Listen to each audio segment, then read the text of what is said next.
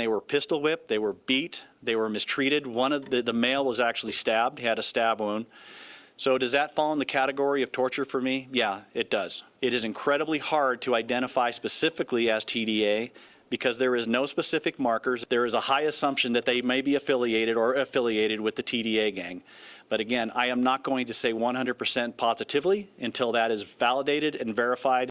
Okay, this is an especially brutal crime here. Police in Aurora, Colorado, arresting more than a dozen suspects after a home invasion at this apartment complex. It's been in the news for months. Those suspects, potentially members of a violent Venezuelan gang. Dan Brunner is a former FBI special agent. Dan, nice to have you on today, and good morning to you today. I want to play a quick clip of Jason Crow, Democrat from Colorado. He represents this district in part, Aurora. It's quick. This is from September on what he said then. These mischaracterizations, there's been, some type of gang takeover of portions of Aurora are just not true. So how do we look at that now, Dan? We look at it as the systemic lie to us, in Colorado and in numerous other states. This started at the governor, and it went down to the state representatives, the mayor of Aurora, even the interim chief at the time, Heather Morris. They all were lying to us because they didn't want there to be the depiction that their city was gang infested or had gang activity. The problem is this. I was FBI in Newark, New Jersey. I knew about Aurora, Colorado back in 2015 when MS-13 members were moving there. So the fact that we've known that Tren de Aragua has set up their presence there is not a shock to me. They were lying to us. Interim Chief Heather Morris, she set up a public affairs camera outside these buildings where the home invasion occurred months ago and said, there's nothing to see here. We have no problem.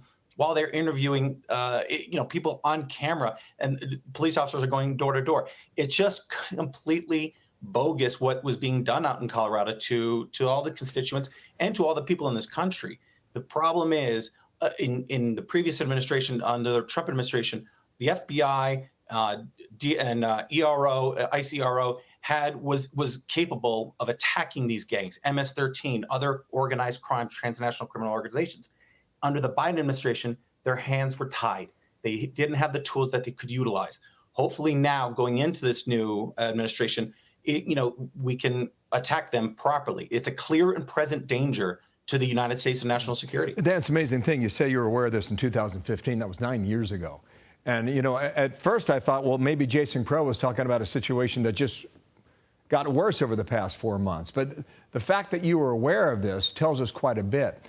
I think the other thing with the recent migrant surge, I said this last hour, that there were 50,000 that went in Denver. I think that was a little high. I've got 40,000 now. But regardless, that's a lot of people being funneled into Colorado. And if you don't stay in Denver, you go to the communities around it, of which Aurora is one. Well, this is not just a Colorado situation. As Dana said, there's almost 29 states that have a Tren de Aragua presence. My calculations are 3,000 to 5,000 active members. So that's not the children that they're recruiting in these migrant communities or in the communities of the United States. So this is a national problem that the FBI, working with HSI and our local partners, have to attack these utilizing RICO. This arrest of these 19 individuals, detentions, and the investigation needs to be conducted with federal authorities. Okay, well, one last question here. You know the CBP app that's been used?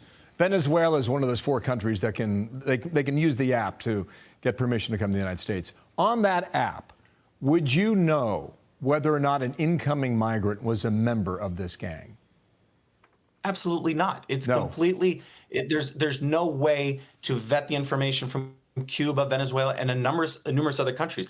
There's so many migrants coming into this country. There's no way, they're overwhelmed at the border for them to run criminal checks. So they're just letting in individuals into this country.